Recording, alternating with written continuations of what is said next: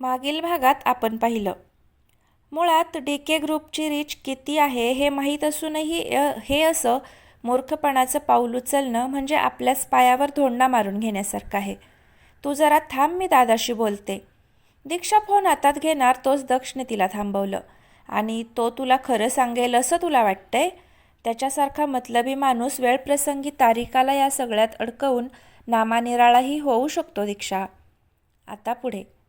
दीक्षा गेल्यावर दर्शन कितीतरी वेळ विचार करत होता. बरोबर होतं तिचं. त्याच्या डोळ्यावर पट्टी बांधली होती, दक्षविषयी असलेल्या रागाची. दक्ष याआधी जे काही अविचारीपणे वागला होता त्यानंतर दर्शनच्या मनात त्याच्याविषयी एवढा तिरस्कार होता की त्याला कधीच दक्षमधला चांगुलपणा दिसला नव्हता. दीक्षा आणि दक्ष वेगळे झाल्यावरही दर्शननं या ना त्या मार्गानं दक्षला त्रास देणं सुरूच ठेवलं होतं. तो दक्ष कारखानीस आहे हे तो साप विसरून गेला होता. त्याला वाटायचं दक्षच्या नाकावर टिचून तो दीक्षाचं लग्न लावून देईल आणि त्याला धडा शिकवेल. पण डिवोर्स झाल्यावरही दीक्षा दक्षला विसरली नव्हती. हे दर्शनला पदोपदी जाणवायला लागलं होतं. त्याला दीक्षाची काळजी वाटायची आणि ती परत त्याच चक्रात अडकेल अशी भीतीही वाटायची. दर्शनने धमकी दिल्यापासून दक्ष दीक्षाच्या आसपासही फिरकला नव्हता. त्यानं स्वतःला कामात बुडवून घेतलं होतं. पण दर्शनला माहीत होतं दक्षचं तिच्यावर किती प्रेम आहे ते. दक्षने त्याच्या कृतीतून ते दाखवून दिलं होतं. पण दर्शनचा अहंकार त्याला ते स्वीकारू देत नव्हता. आपली बहीण आपल्या विरोधात गेली या भावनेनं दर्शन अजूनच पेटून उठला होता आणि त्याच रागाच्या भरात त्याच्याकडून हे सगळं झालं होतं. दर्शनने हाताच्या ओंजळीत चेहरा लपवला. खरंच आज काय करायला निघाला होता तो? त्याच्या फालतू इगोपायी तो स्वतःसोबत कितीतरी लोकांचं नुकसान करायला निघाला होता. तारिका त्याची खरंच चांगली मैत्रीण होती, पण त्यानं तिच्या परिस्थितीचा फायदा घेतला होता. दीक्षा त्याची सख्खी बहीण असूनही त्याला तिचा आनंद दिसत नव्हता. आता मात्र त्याला स्वतःचाच राग यायला लागला. त्यानं टेबलवर हात आपटले आणि बिल पे करून बाहेर पडला. दीक्षा आणि दक्ष गाडीत बसले होते. तारिका ऑलरेडी ऑफिसला गेली होती कॅबने. दीक्षा अजूनही विचारात घडली होती. दिशू, दक्षने हाक मारली. तिनं विचारलं. कसला विचार करतेस एवढा? दादा असं काही करेल असं वाटलं नव्हतं रे कधी. म्हणजे खरं सांगू का, दादा आणि मी जरी अगदी क्लोज नसलो ना तरी आत्तापर्यंत कायम तो माझ्यासाठी स्टँड घेत आलाय.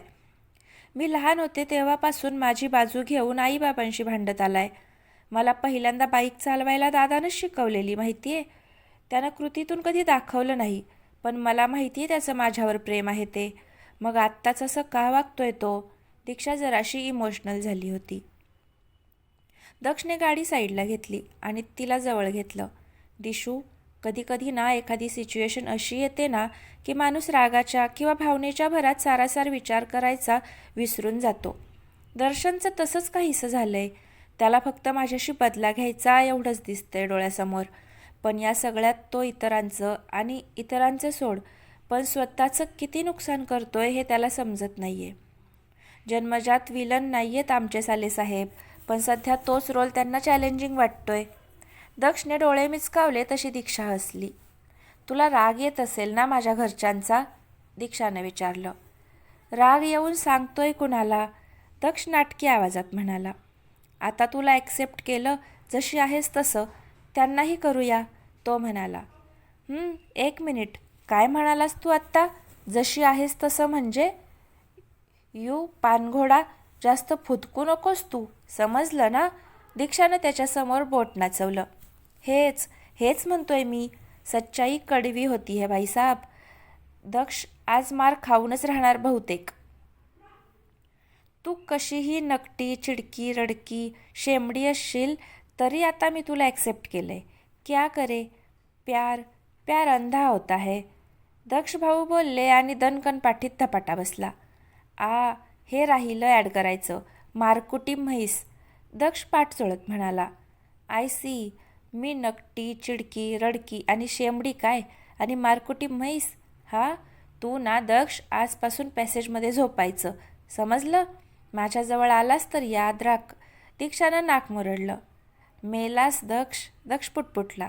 दिशुडी राणी, ऐक ना, मी गंमत करत होतो. असं आपल्या नवीन लग्न झालेल्या नवऱ्याला कुणी पॅसेजमध्ये झोपवतं का? शहाणं बाळ ना तू. तू टेढी है पर मेरी है ना, माझी बेबी डॉल आहेस ना तू. असं ॲनेबेलसारखं वागू नये ग आपल्या नवऱ्यासोबत. दक्ष तिला लाडीगोडी लावत जवळ घेत म्हणाला. दक्ष यू जा तिकडे, साळींदर आहेस तू, टोचत असतोस सारखा. दीक्षा लटक्या रागानं त्याला ढकललं. सॉरी ना बायको, दक्ष बिचारा चेहरा करत म्हणाला. दीक्षा हाताची घडी घालून नाक फुगवत म्हणाली. आय लव्ह यू डिशुडी. दक्ष तिच्या गालावर ओठ टेकवत म्हणाला. मी टू. दीक्षाने हसून त्याला बिलगली. दक्षने गाडी स्टार्ट केली आणि घराकडे वळवली. दीक्षाला घरी सोडून तो ऑफिसला जाणार होता. दीक्षा घरी आली. दर्शनसोबत बोलून तिला हलकं वाटत होतं, पण आता तो काय डिसिजन घेईल याची धाकधुकही होती. होपफुली आता तरी त्याला नीट विचार करावा एवढंच तिचं मत होतं. हाय वहिनी, दिव्या आवरून बाहेर येत म्हणाली. दीक्षाला पाहून ती तिच्याजवळ आली. हे दिव्या, काय किधर चली सवारी, उत्पलला भेटायला का? हां, दीक्षानं तिला चिडवलं. काय ग वहिनी, नाही ग, तो तर ऑफिसमध्ये आहे, मी कॉलेजला जातीये, मला 2 डॉक्युमेंट्स पाहिजेत म्हणून, दिव्या म्हणाली. ओ आय सी. बरं दिव्या, तू उत्पलला सांगितलंस का मला त्याला भेटायचे म्हणून, दीक्षाने विचारलं.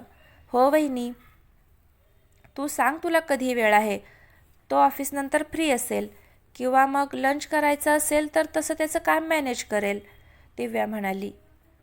लंच साऊंड्स बेटर दिव्या. ॲक्च्युली मला आधी त्याच्याशी बोलायचं आहे. संध्याकाळी दक्षची यायची वेळ असते, परत त्याला न सांगता गेले तर तुला माहिती आहे तुझा दादा काय करू शकतो, दीक्षा हसत म्हणाली. हो ना, डेंजर आहे दादा.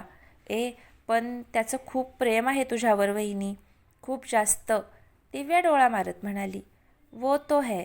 दीक्षानं डोळे मिचकावले. तशा दोघी हसायला लागल्या. वहिनी, आज सुमती मावशीचा फोन आला होता आईला, दिव्या म्हणाली. तसा दीक्षाचा चेहरा गंभीर झाला. का? त्यांनी का फोन केला होता? तिच्या कपाळावर आठ्या पडल्या.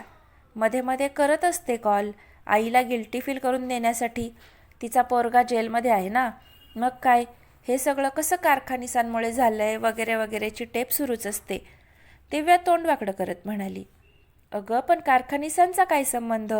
मान्य आहे दक्षने त्याच्या प्लॅनमध्ये नितीनला सामील केलं होतं, पण बाकीचे त्याचे धंदे करायला त्याला दक्षने थोडी ना सांगितलं होतं. तो जेलमध्ये आहे त्याच्या कर्मानं, त्याच्या घाणेरड्या मेंटॅलिटीमुळं. आई का ऐकून घेतात मावशीचं, दीक्षा चिडून म्हणाली. अगं मी पण सांगितलं आईला, पण ती म्हणते एक दिवस सुमती मावशीलाच जाणीव होईल तिचा मुलगा काय लायकीचा आहे ते, तोपर्यंत आपण समजवायचं काम करायचं, दिव्या हताश सुस्कारा सोडत म्हणाली. चल मी निघते वहिनी, उद्या भेटूया का लंचला, तसं उत्पलला सांगून ठेवते, तिनं विचारलं. चालेल, दीक्षा हसून म्हणाली. दिव्या निघून गेली खरी, पण परत सुमती आणि नितीनचा उल्लेख झाला आणि दीक्षाच्या डोक्यात त्याच जुन्या आठवणी फेर धरायला लागल्या. नितीनचं तिच्यासोबतचं वागणं आठवून तिच्या डोळ्यात राग तरळला. नितीन अजूनही गजाआड होता. दक्षने त्याची सोयच अशी लावली होती की त्याला ना बेल मिळत होती, ना कुणी चांगला वकील त्याची केस घेत होता. त्यामुळे सुमतीबाईंची सतत चिडचिड होत होती. त्या कायम अनुराधांना कॉल करून खरी खोटी सुनवायच्या. दीक्षाला मात्र हे आजच कळलं होतं. तिनं याविषयी अनुराधांशी बोलायचं ठरवलं. मनातले नितीनचे विचार बाजूला सारत तिनं तिच्या कामाला सुरुवात केली. दक्ष ऑफिसमध्ये आला आणि त्यानं कार्तिक, उत्पल आणि तारिकाला केबिनमध्ये बोलावून घेतलं. 5च मिनिटात तिघे त्याच्या केबिनमध्ये आले. सीट, दक्षने इशारा केला. Guys, thank you so much. Utpal, तू वेळीच तारिकाला या सगळ्यातून बाहेर काढलंस, आणि तारिका, तू दर्शनला एक्सपोज करायला जी आमची मदत केलीस त्याबद्दल खरंच तुमचं कौतुक आहे. आय होप आता तरी दर्शनला चांगल्या वाईटाची जाणीव व्हावी. I really appreciate your efforts. Daksh हसून दोघांकडे पाहत म्हणाला. सर प्लीज, थँक्स म्हणू नका, माझं कर्तव्य होतं ते. तारिका दर्शनच्या दबावाखाली चुकीचं पाऊल उचलत होती, मी फक्त तिला योग्य मार्ग दाखवला, उत्पल हसत म्हणाला. सॉरी दक्ष सर, यापुढे असं होणार नाही, खरंच चूक झाली माझ्याकडून, तारिका मान खाली घालत म्हणाली. इट्स ओके, चलो फिर, कामाला लागा. We need to win this game. हा प्रोजेक्ट आपल्यालाच मिळायला हवा, ओके. दक्ष त्यांना बूस्ट करत म्हणाला. येस सर, दोघे हसत म्हणाले. सर, मला तुमच्याशी थोडं बोलायचं होतं, उत्पल थोडा सिरियस चेहऱ्यानं म्हणाला, sure Tarika, carry on with your work. Daksh म्हणाला तशी तारिका बाहेर निघून गेली. आता तिकडे दक्ष, कार्तिक आणि उत्पल होते. बोल उत्पल, दक्ष म्हणाला. सर, मला अजूनही काहीतरी खटकतंय, उत्पल म्हणाला. म्हणजे? कार्तिकनं न कळून विचारलं. असं पॉईंट नाही करता येत आहे, पण मला वाटतंय आपण आपल्या प्रेझेंटेशनसाठी अजून एक अल्टरनेटिव्ह ठेवावा, बॅकअप म्हणून, जस्ट इन केस. उत्पल विचार करत म्हणाला. But why? तुला परत असं वाटतंय का दर्शन काहीतरी घोळ घालेल? दक्षने विचारलं. नाही सर, दर्शनची मला काळजी नाही आहे. आय मीन, मी अजूनही शुअर नाही आहे. मला थोडा वेळ द्या. काही गोष्टी माझ्या नजरेत आल्यात. त्या जर खऱ्या असतील तर आपल्यासाठी चांगलं नाही आहे, उत्पल म्हणाला. स्पष्ट बोल उत्पल, दक्ष म्हणाला. तसं उत्पलनं त्याला काहीतरी सांगितलं. ते ऐकल्यावर दक्ष आणि कार्तिक दोघांच्याही चेहऱ्यावर आश्चर्य होतं. R you sure? कार्तिकनं विचारलं. नॉट येट, म्हणूनच म्हणालो मला थोडा वेळ हवाय, उत्पल म्हणाला. ठीक आहे उत्पल, तू तुझ्या पद्धतीनं शोध, मी माझ्या पद्धतीनं शोधतो, दक्ष म्हणाला. शुअर सर, उत्पल म्हणाला. थँक्स, येतो मी. तो बाहेर गेल्यावर कार्तिक दक्ष समोर बसला. तुला वाटतंय उत्पलने जे सांगितलं ते खरं असेल? कार्तिकने विचारलं. आय डोंट नो कार्तिक, पण तशी शक्यता नाकारूनही चालणार नाही. तुला तर माहितीच, बिझनेसमध्ये तुम्ही कुणावरही आंधळा विश्वास ठेवू शकत नाही, कारण इकडे सगळे आपल्या स्वार्थासाठी आणि पैशांसाठी वाटेल ते करू शकतात. आणि उत्पल जेन्युइन वाटला मला, त्यामुळं तो एवढा कॉन्फिडेंटली सांगतोय तर जरा डिग इन करायला हरकत नाही. तू IT वाल्यांना सांग काय करायचं ते, आपण आपल्याकडून शुअर होऊया, दक्ष म्हणाला. ओके शुअर, कार्तिक म्हणाला. काय रे, तुमच्या लग्नाचा मुहूर्त कधी काढायचा? काही बोलणं झालंय का मावशीशी? दक्षने विचारलं. 2 महिने चांगले मुहूर्त नाही आहेत म्हणाली आई, त्यानंतर बघता येईल, कार्तिक म्हणाला. ओके, तसं तुमच्या बहिणाबाईंना सांगून ठेवतो. आता आमचं झालं ना लग्न, आता बाकीच्यांनी मिंगल व्हायला पाहिजे, यावर हातभर लेक्चर दिलंय मला तिनं परवा, दक्षने नकारार्थी मांडो लावली. तीच रे तीच, तिलाच आमची काळजी, कार्तिक डोळा मारत म्हणाला. साल्या निर्लज्ज माणसा, तू पण तिचीच बाजू घे, टाका सगळ्यांनी मला वाळीत, दक्ष तोंड वाकडं करत म्हणाला.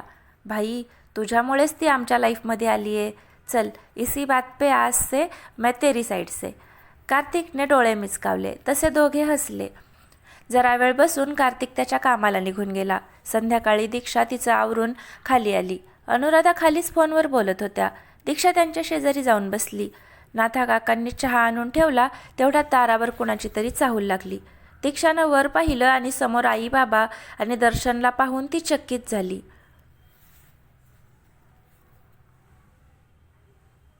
त्यांना पाहून ती पटकन उभी राहिली. अनुराधांनी त्यांचा कॉल संपवला आणि त्या लगेच पुढे झाल्या.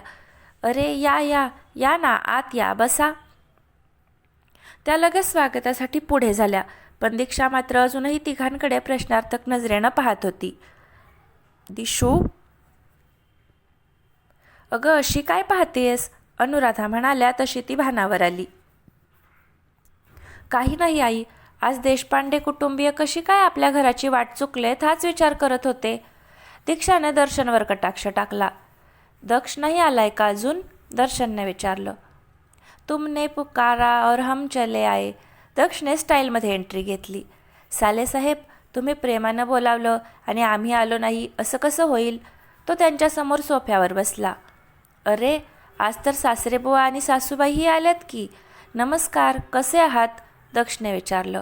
ठीक, सुधाकरराव म्हणाले. दक्ष तिघांकडे पाहत होता. त्यानं दीक्षाला नजरेनंच काय चाललंय म्हणून विचारलं, पण तिनं खांदे उडवून माहीत नाही म्हणून उत्तर दिलं. आय नो, तुम्हाला हा प्रश्न पडलाय की आम्ही तिघे असे अचानक इकडे कसे काय आलोय, सुधाकरराव म्हणाले. ॲक्च्युली तुमच्याशी बोलायचं होतं. त्यांनी सुलभा आणि दर्शनकडे पाहिलं. दर्शन सकाळपेक्षा मवाळ दिसत होता. त्याच्या नजरेत गिल्ट दिसत होतं. बोला ना, अनुराधा म्हणाल्या. खरं तर आम्ही इकडे तुमची माफी मागायला आलो आहे. आत्तापर्यंत आम्ही जे काही वागत आलो ते चुकीचं होतं. दीक्षाचं दक्षवर प्रेम असूनही आम्ही कधीच तिला समजून घेतलं नाही. आम्हाला कायम दक्ष चुकीचा वाटायचा. त्यामुळं झाल्या प्रकारचा सगळा दोष त्याच्या माथी मारून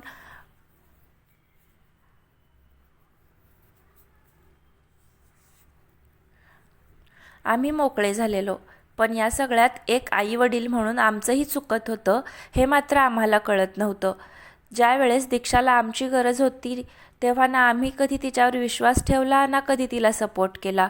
उलट आमचे निर्णय तिच्यावर लादायचा मागे पुढे पाहिलं नाही. दीक्षाचे आई वडील म्हणून आम्ही नक्कीच कमी पडलोय.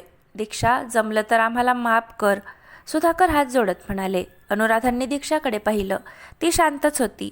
दिशू, सासरेबुवा काहीतरी बोलतायत, दक्षने तिला सांगितलं.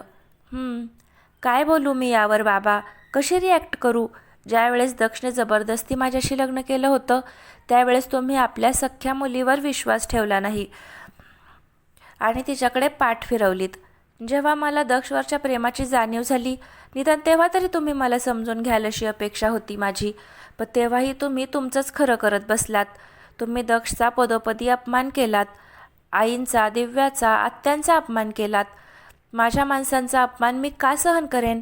आणि दादा, त्यानं तर हद्दच केली. दक्षला बर्बाद करायला निघाला तो, कसलाही विचार न करता. एकदाही त्याच्या मनात माझा विचार नाही आला.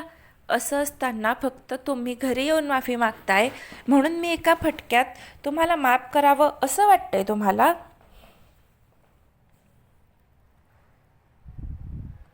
सॉरी, पण मला वेळ हवाय.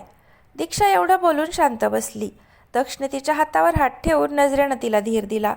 दक्ष, आय नो, खरं तर मी जे काही करायला निघालो होतो ते माफीच्या लायक नाही आहे, पण तरीही जमलं तर मला माफ कर. दर्शन दक्षकडे पाहत म्हणाला.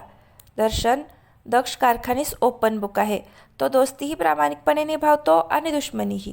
हे असं कुणाच्या पाठीत खंजीर खुपसणं मला जमत नाही. आत्तापर्यंत दीक्षाकडे पाहूनच मी शांत बसत आलोय, नाहीतर तुला धडा शिकवायला मला तासभरसुद्धा लागणार नाही. पण तू माझ्या बायकोचा भाऊ आहेस, त्या नात्यानं तू जरी समजत नसला तरी मी तुला माझा फॅमिली मेंबरच समजतो. यापुढे असे पालथू खेळ खेळताना दिशूचा चेहरा नजरेसमोर आण आणि विचार कर, अजून किती पडणार आहे मी माझ्या बहिणीच्या नजरेत. राहिला प्रश्न माफ करण्याचा, तर दीक्षा ज्या दिवशी तुम्हाला माफ करेल त्या दिवशी मीही केलं असं समजा. दीक्षा माझ्यासाठी काय आहे हे परत परत तुम्हाला सांगायची गरज नाही आहे. आणि सासरेबुवा, सासूबाई, यापुढे जमलं तर दीक्षाच्या आनंदात आनंद माना, पण आमच्या संसारात ढवळाढवळ करायला आलात तर मात्र दक्ष कारखानीचं रौद्र रूप पाहाल. दक्ष शांत पण धारदार आवाजात म्हणाला. अनुराधाताई, सुलभांनी हात जोडले. सुलभाताई, हात नका जोडू, मीही एक आई आहे. आई वडील म्हणून तुमच्या भावना मी समजू शकते, पण शेवटी आपल्या मुलांच्या सुखातच आपलं सुख असतं. दीक्षा आणि दक्षचा जो काही निर्णय असेल तो त्यांनी घ्यावा. माझ्या मुलांच्या मताच्या आड मी येणार नाही. राहिला प्रश्न माझा, तर मी माझ्याकडून तुम्हाला कधीच माफ केलंय. अनुराधा हलकं हसून म्हणाल्या. सुलभांच्या डोळ्यात पाणी आलं. आपण सख्खी आई असूनही दीक्षाला समजून घेण्यात कुठेतरी कमी पडलो याची प्रकर्षानं त्यांना जाणीव झाली आणि आपसूक त्यांनी मान खाली घेत. तर फ्रेंड्स, आजचा भाग कसा वाटला नक्की कमेंट करून सांगा. जर आवडला तर लाईक करा आणि या कथेचे पुढचे भाग पाहण्यासाठी चॅनलला आत्ताच सबस्क्राईब नक्की करा. धन्यवाद.